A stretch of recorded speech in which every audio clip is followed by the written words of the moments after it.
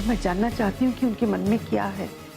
तुम्हारे बच्चे और रजनी वर्मा के बच्चे को लेकर वो क्या सोच रहे हैं? अगर घर की बातें बाहर नहीं गई होती तो रजनी वर्मा को ये सब करने का मौका ही नहीं था। उसे खबर देने वाला और कोई नहीं, सोनाली थी। आरती ये सच्चाई लोगों को बताए कि बलदेव सिंह ने उस बच्चे को मारने की साजिश की थी। नमस्कार बलदेव जी। कोई औपचारिकता की जरूरत नहीं। कहिए किस लिए फोन किया? आप अच्छी तरह से जानते हैं कि मैंने किस लिए फोन किया। मैं आपका जवाब जानना चाहती हूँ। आपको अफसोस तो इस बात पर भी होना चाहिए था कि काश रजनी वर्मा सच नहीं बोलती, इस तरह प्रेस कॉन्फ्रेंस बुलाकर आपके सम्मान को नहीं उछालती। रजनी वर्मा अपने पद को खोने का अफसोस कर रही है या नहीं, ये बात अलग है। उसे तो अपने सम्मान की परवाह कभी नहीं थी, लेकिन आपको तो परवाह होनी चाहिए थी। अब किस जवाब की उम्मीद कर रही हैं? आपने कोई सवाल नहीं किया, बल्कि अघोषित युद्ध छेड़ा है आपने। आज मुझे एहसास हुआ है कि किसी से भी रिश्ता रखने से पहले यह जानना बहुत जरूरी है कि उसकी सोच क्या है और उसे अपने सम्मान की परवाह है या नहीं। सम्मान तो मैंने भी आपको दिया, लेकिन आपने मेरे दिए हुए सम्मान की कभी परवाह नहीं की। या फिर आपको वो सम्मान रास नहीं आया? देखिए, मैं ये बात अच्छी तरह से समझ चुका हूं कि आपके लिए मान सम्मान तो कोई मायने नहीं रखता, और आपके साथ जुड़कर मैंने भी अपना सम्मान खो दिया है। अब मेरा सम्मान छीनने के बाद किस बात की गुंजाइश रह जाती है? आपको शायद इस बात की शिकायत है कि मैंने प्रेस कॉन्फ्रेंस करके सारी जिम्मेदारी आपके ऊपर डाल दी। क्यों? सही कह रही हूं ना मैं? लेकिन अगर मैंने सही वक्त पर प्रेस कॉन्फ्रेंस ना की होती तो मैं जनता के बीच अपने लिए हमदर्दी कायम ना रख पाती और ना ही सम्मान, क्योंकि प्रेस कॉन्फ्रेंस करके मेरे सम्मान पर चोट पहुंचाने का फैसला आपने पहले ही कर लिया था। क्योंकि आप इस प्रदेश के बड़े नेता थे। आपको सीढ़ी बनाकर रजनी वर्मा राजनीति का शिखर छूना चाहती थी। आप क्या सोच रहे हैं बलदेव जी? रामेश्वर जी, मैं किसी के सम्मान पर उंगली उठाना नहीं चाहता। उठाना ही होगा, आपको करना ही होगा। खुद को बचाने के लिए आपको सारी बातों का जिम्मेदार रजनी वर्मा को ठहराना ही होगा। आपको फिर से एक बार पहले वाला बलदेव सिंह बनना होगा, जो अपनी छवि बचाने के लिए कुछ भी कर सकता है। और उसका जवाब यह था कि मैं प्रेस कॉन्फ्रेंस करूं। तो फिर से प्रेस कॉन्फ्रेंस कर लीजिए ना। हम नेता तो अक्सर अपनी बात दूसरी नेता तक पहुंचाने के लिए मीडिया का ही इस्तेमाल करते हैं। आप भी वही कर लीजिए ना। अगर जरूरत महसूस हुई ना तो जरूर करूंगी बलदेव जी,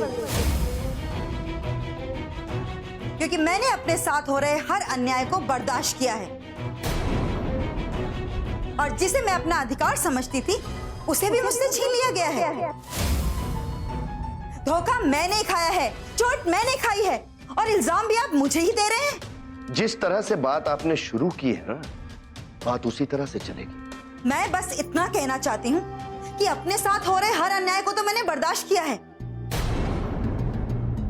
लेकिन अपने बच्चे के साथ हो रहे अन्याय को मैं बर्दाश्त नहीं करूंगी। जो उसका अधिकार है वो उसे मिलना ही चाहिए, और मैं उसे उसका अधिकार दिलाकर ही रहूंगी। मैंने फोन तो आपको यह सोचकर किया था कि अगर मैं उस बच्चे की मां हूं तो आप भी उसके पिता हैं।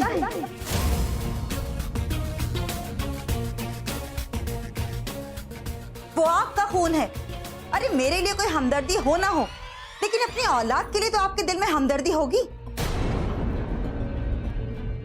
अपना खून तो अपना खून होता है, शायद वो आपको अपनी ओर खींचे, शायद आपको अपने खून पर थोड़ा रहम आ जाए, अपनी औलाद पर थोड़ा सा प्यार आ जाए। इस बच्चे का दुनिया में आना सिर्फ रजनी के लिए नहीं, मेरे लिए भी सबसे बड़ा बदनामी का कारण बन सकता है। न जाने कितने ऐसे बच्चे पैदा होते हैं जो मरे हुए पैदा होते हैं। इसमें तो कोई कुछ कर नहीं सकता ना। मैंने अब तो डॉक्टर साहिबा को अच्छी तरह से समझा दिया है और अब वो मेरी बात को समझने भी लगी है और उसको पता है कि ये उसकी मजबूरी है और उन्हें अब ये बात भी माननी ही पड़ेगी और बच्चा मरा हुआ ही पैदा होगा।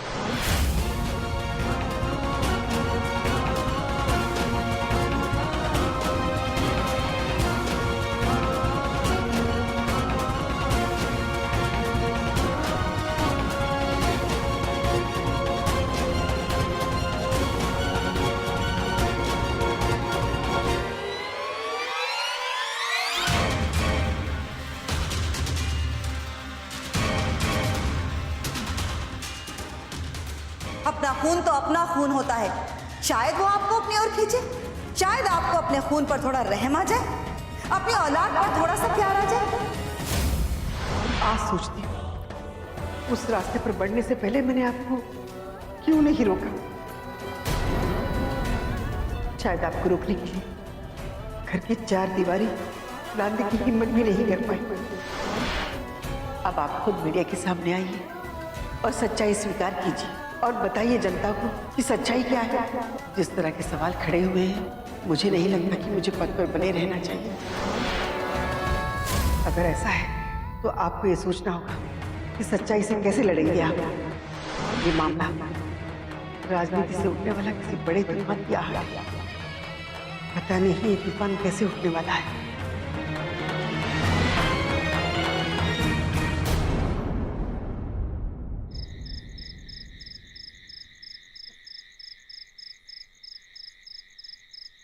तुम कोई बाहर वाले नहीं हो आदित्य। सच कहूं तो तुम मेरे दिल के सबसे करीब हो और मैं तुम्हें तुम्हारे इन कामों का इनाम दूंगा। तुम्हें राजनीति के शिखर तक पहुंचाऊंगा मैं। मुझे पूरा विश्वास है शंकर प्रसाद जी, इसलिए तो मैं रात दिन जाग कर आपके पक्ष में माहौल बनाने की कोशिश कर रहा हूं। मैं अपनी तरफ से पूरी मेहनत कर रहा हूं। आदित्य, मैं तुम्हारे सामने खुलकर बात करता हूं, कुछ भी कह सकता हूं क्योंकि मैं तुम पर अपना अधिकार समझता हूं। आप तो इन्हें अपना मानते हैं सरकार, लेकिन इन्होंने अपनी पत्नी को मीडिया के सामने लाने से ही मना कर दिया। आप लोग मेरी मजबूरी तो समझिए। अब मैं आरती के साथ मारपीट करके उसे इस बात के लिए तो मजबूर नहीं कर सकता कि वो मीडिया के सामने आकर पूरी कहानी कह दे। मैं समझता हूं आदित्य, पत्नी को मनाना बहुत मुश्किल काम होता है, लेकिन तुम अपनी तरफ से कोशिश करते रहना। ओह, तो इसलिए तुम कह रहे थे कि मेरे पास फिर से एक बार बहुत बड़ा मौका है। हाँ, अगर तुम इस मौके का फायदा उठाना चाहो तो हम दोनों से मुंह मांगी कीमत हासिल कर सकते हैं। आदित्य, तुम फिर से बहकने लगे। हम वो घर छोड़कर इस घर में इसलिए आए क्योंकि हम इस सारे मामले में नहीं पड़ना चाहते थे। तुमने गोली चलवाने का नाटक इसलिए किया ताकि उस बात का बहाना करके हम इस मामले से खुद को अलग कर सकें। तुम फिर फायदे की बात कर रहे हो और मैं तुम्हें इसके लिए बहुत बड़ा इनाम दूंगा। जी शंकर प्रसाद जी।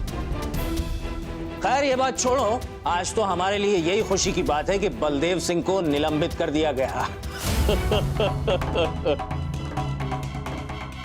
लेकिन सरकार, बलदेव सिंह या रजनी वर्मा के इस्तीफे से बात तो पूरी नहीं हो जाती। हाँ ललन, बात तो शारदा देवी के इस्तीफे से ही पूरी होगी और ये बच्चे का मुद्दा ही शारदा देवी को इस्तीफा देने पर मजबूर करेगा। अरे हाँ आदित्य, ये बच्चे का बखेड़ा तो खड़ा हो चुका है, लेकिन वो बच्चा है कहाँ? उस बच्चे को तो सामने लाओ, मीडिया के सामने, जनता के सामने। जनता उस मासूम की शक्ल तो देखे कि उस बेचारे के साथ कितनी बड़ी नाइंसाफी हुई है। भाई पहले तो उसे मारने की साजिश की गई और अब उसके अधिकार को मारने की कोशिश हो रही है। भाई कहाँ है वो बच्चा? फिर रजनी जी ने कहीं छिपा कर रखा। मुझे और आरती को भी नहीं पता है कि वो बच्चा कहाँ है। अरे भाई तुम दोनों को तो पता होना चाहिए ना। अगर उस बच्चे की जन्मदाता रजनी वर्मा है तो जिंदगी दाता तो तुम्हारी पत्नी आरती है ना। शायद रजनी जी को इस बात का डर है कि कहीं हम ये भेद किसी के सामने खोल ना दें, इसीलिए उन्होंने हमसे भी ये बात छुपा कर रखी। अरे पता करने की कोशिश तो करो। उस बच्चे पर जितना अधिकार रजनी जी का है उतना ही अधिकार तुम्हारी पत्नी का भी तो है। ठीक है शंकर प्रसाद जी, मैं पता करने की कोशिश करता हूँ। पता लगे तो मुझे जरूर बताना। हाँ हाँ जरूर। चलिए शंकर प्रसाद जी, मैं निकलता हूँ, रात बहुत हो गई है। आरती भी घर पर इंतजार कर रही हो। नमस्कार।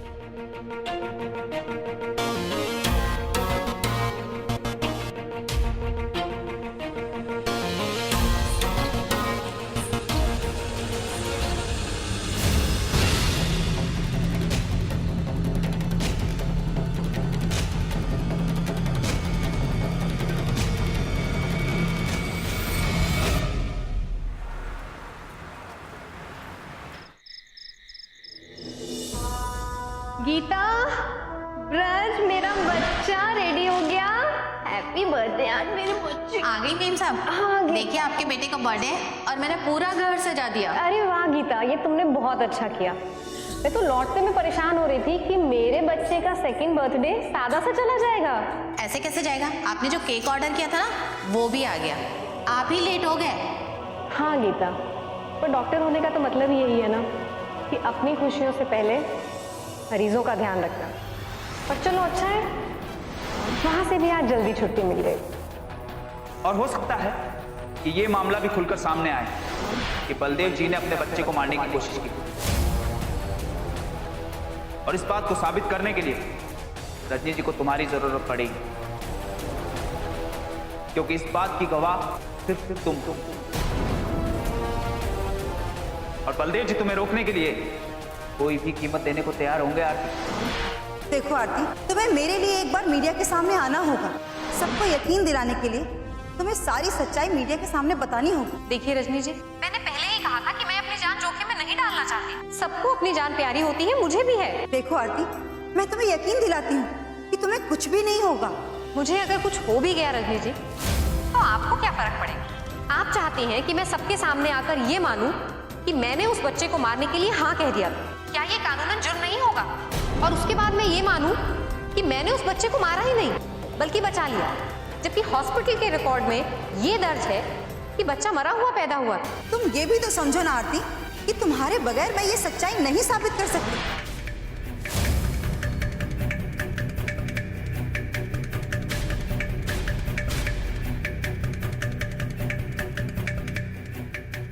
कहाँ रह गए तुम? इतनी देर लगा दी। शंकर प्रसाद जी की आज पहली जीत हुई है आरती। बलदेव जी उपाध्यक्ष नहीं रहे। अच्छा, इसी खुशी में शंकर प्रसाद जी ने पार्टी दी। और एक बात बताऊं, आज हमने सदस्यता अभियान शुरू किया, बहुत बड़ा प्रतिसाद मिला है। इस मुद्दे ने तो शंकर प्रसाद जी को सचमुच हीरो बना दिया। बहुत से लोग पार्टी की सदस्यता हासिल करने के लिए लालायित हैं। और सोशल मीडिया तो तुम संभाल रहे हो, जो आज की तारीख में बहुत बड़ी ताकत है। और ये ताकत तुम शंकर प्रसाद को दे रहे हो। अब देख लेना वो तुम्हें क्या देने वाले हैं। पत्नी को मनाना बहुत मुश्किल काम होता है, लेकिन तुम अपनी तरफ से कोशिश करते रहना, और मैं तुम्हें इसके लिए बहुत बड़ा इनाम दूंगा। मुझे कम से कम पार्टी का सचिव तो बनाया ही जाएगा, और उसी के साथ मेरे लिए राजनीति के रास्ते खुलेंगे आरती। और जो दूसरे फायदे होंगे सो अलग।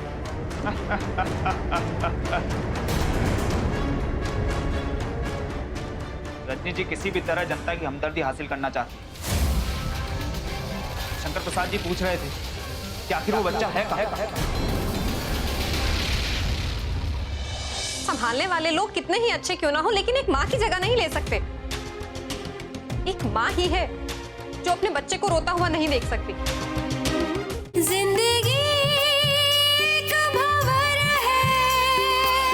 शंकर प्रसाद जी पूछ रहे थे कि आखिर वो बच्चा है कहाँ। जिसके लिए सारी लड़ाई लड़ी जा रही है उसका चेहरा तो अब तक सामने नहीं आया है। मुझे बहुत गुस्सा आता है आदित्य, जब मैं ये सोचती हूँ कि रजनी वर्मा को हम पर जरा भी भरोसा नहीं है। तभी तो अब तक हमें बच्चे से अलग रखा है। आरती, तुम्हें ब्रज के बारे में जानने का पूरा अधिकार है। तुम अभी रजनी जी को फोन करो और पूछो कि ब्रज कहाँ है। ठीक है, नंबर बताओ। लाओ मुझे।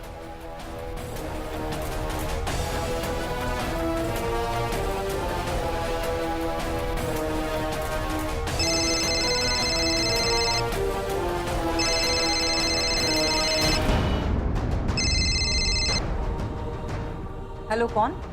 रजनी जी, मैं आदित्य बोल रहा हूँ। ये आरती का नया नंबर है। ओह, आरती आपसे कुछ बात करना चाहती है। लीजिए, आरती से बात कीजिए। नमस्कार रजनी जी। नमस्कार। आज मेरी याद कैसे आ गई? आपकी याद कैसे नहीं आएगी? ब्रज को तो मैं कभी भूल ही नहीं पाती। अब क्योंकि ब्रज आपके पास है इसलिए आपकी भी याद आ गई। सोचा क्या पता आप एक बार ब्रज से मिलने की इजाजत दे दें। देखो आरती, तुम्हें मेरे लिए एक बार मीडिया के सामने आना होगा। सबको यकीन दिलाने के लिए तुम्हें सारी सच्चाई मीडिया के सामने बतानी होगी। देखिए रजनी जी, आप चाहती हैं कि मैं सबके सामने आकर ये मानूं कि मैंने उस बच्चे को मारने के लिए हाँ कह दिया था। क्या ये कानूनन जुर्म नहीं होगा? और उसके बाद मैं ये मानूं कि मैंने उस बच्चे को मारा ही नहीं बल्कि बचा लिया, जबकि हॉस्पिटल के रिकॉर्ड में ये दर्ज है कि बच्चा मरा हुआ पैदा हुआ है। तो क्या ये गलत नहीं होगा? क्या कानून की नजर में ये जुर्म नहीं होगा?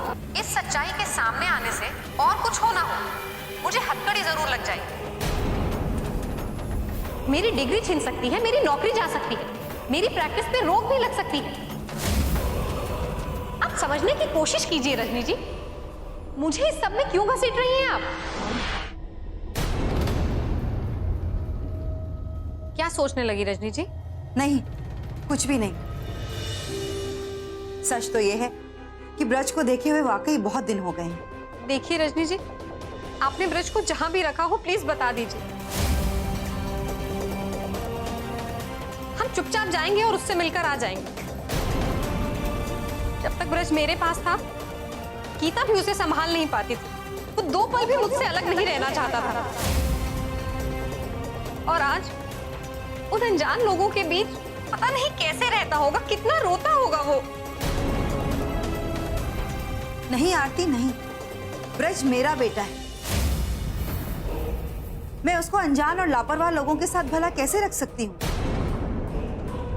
वहां ब्रज को संभालने वाले अच्छे लोग हैं। ऐसा तो आप कह रही हैं ना रजनी जी। संभालने वाले लोग कितने ही अच्छे क्यों ना हो, लेकिन एक माँ की जगह नहीं ले सकते। एक माँ ही है जो अपने बच्चे को रोता हुआ नहीं देख सकती। और फिर आप भी तो उसके पास नहीं है। तुम मुझ पर भरोसा रखो आरती, और तुम्हें तो ये सोचकर तसल्ली होनी चाहिए, भला मुझसे ज्यादा ब्रज की फिक्र और किसे हो सकती है? मैं नहीं जानती रजनी जी, और मैं तो ये भी नहीं समझ पाती कि आपके दिल में ब्रज के लिए कितना प्यार है।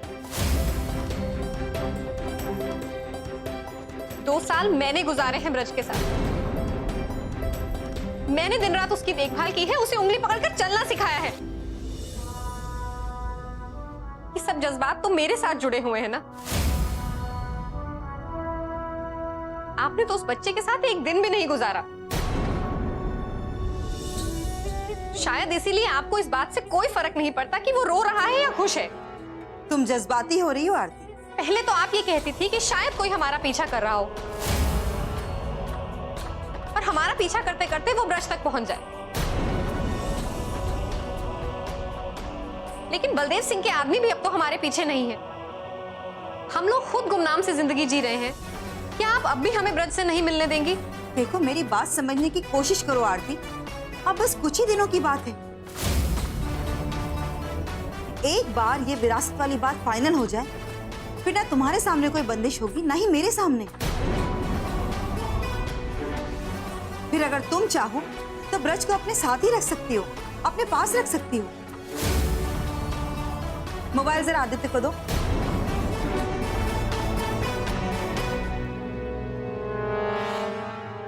हाँ रजनी जी। देखो आदित्य, आरती जज्बाती हो रही है, उसे समझाओ, इत्मीनान से काम लो। अब बस कुछ ही दिनों की बात है, ब्रज के लिए इतना जज्बाती होने की कोई जरूरत नहीं है। ठीक है रजनी जी, शायद आपको हम पर भरोसा ही नहीं है। कोई बात नहीं, मैं आरती को समझाऊंगा। नहीं आदित्य, तुम पर और आरती पर अगर मैं भरोसा नहीं करूंगी तो फिर किस पर करूंगी? अगर ये बात मेरे लिए इतनी जरूरी नहीं होती ना, तो मैं बार बार फोन करके आरती को मजबूर करने की कोशिश नहीं करती। जिंदगी एक भंवर है। तुम पर और आरती पर अगर मैं भरोसा नहीं करूंगी तो फिर किस पर करूंगी? मुझे बलदेव सिंह पर भरोसा नहीं कि पता नहीं कब वो कौन सी चाल चल जाए, जिसका कोई अंदाजा भी नहीं लगा सकता है। आरती के इनकार की वजह से तुम वैसे भी समझ ही रहे हो कि मुझे मेरी बात साबित करना कितना मुश्किल हो रहा है। और आरती किसी भी तरह से मीडिया के सामने आना ही नहीं चाहती है। हाँ ये बात तो सच है। और कितनी अजीब बात है आदित्य कि तुम भी आरती को समझा नहीं पा रहे हो। आप कोशिश कीजिए, शायद मामला संभल जाए। अभी तो आरती किसी भी तरह मानने को राजी नहीं। आप बाद में फोन करके खुद ही उसे मनाइएगा। ठीक है आदित्य, अगर ये बात मेरे लिए इतनी जरूरी नहीं होती ना, तो मैं बार बार फोन करके आरती को मजबूर करने की कोशिश नहीं करती। चलो अभी मैं फोन रखती हूँ। नमस्कार। बाय। आप दोनों को लड़ाकर देख लीजिए शंकर प्रसाद ने कितना बड़ा फायदा उठाया है। ऐसा लगता है कि राजनीति में उन्होंने इस बार सबको चित कर दिया। क्या इस बात को संभालने का कोई भी रास्ता नहीं है रामेश्वर जी? मुझे तो कोई रास्ता दिखाई नहीं देता। और अगर आप ये सोच रही हैं कि ये जो कुछ भी हुआ है वो मेरी वजह से हुआ है, पर मुझे लगता है ये सिर्फ आपकी वजह से हुआ है। और एक बात और याद रखिए, मैं एक दिन ये साबित करूंगा कि ये बात शंकर प्रसाद को मैंने नहीं बताई। आप कह सकती हैं कि बलदेव सिंह ने आपका इस्तेमाल किया और शारदा देवी ने आपको पार्टी से निकलवा दिया। ये तो सरासर अन्याय है। आप कह सकती हैं कि ये जो कुछ भी हुआ है शारदा देवी के इशारे पर हुआ है। आपकी इन बातों से आक्रोश और फैलेगा और यही तो हमें करना है। रजनी वर्मा ने जिस तरह से मुझे धोखा दिया है, मैं रजनी वर्मा के सामने हारना नहीं चाहती हूँ माँ जी। उसके सामने हारने से बेहतर है कि मैं मर जाऊं।